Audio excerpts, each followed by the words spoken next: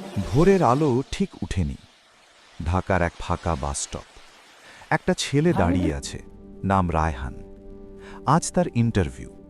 বাস আসে না, সময় এগিয়ে যাচ্ছে। রায়হান বারবার ঘড়ির দিকে তাকায়।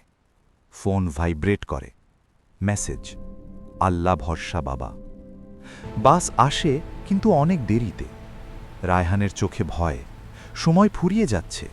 সে পৌঁছায়, কিন্তু দরজা বন্ধ। ভেতর থেকে আওয়াজ, ইন্টারভিউ শেষ। ফাইলটা বুকে চেপে ধরে রায়হান।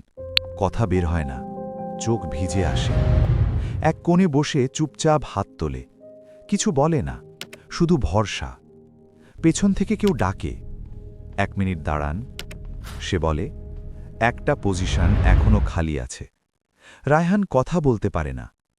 বিকেলে রায়হান বাস স্টপে দাঁড়িয়ে। এবার মুখে হালকা হাসি।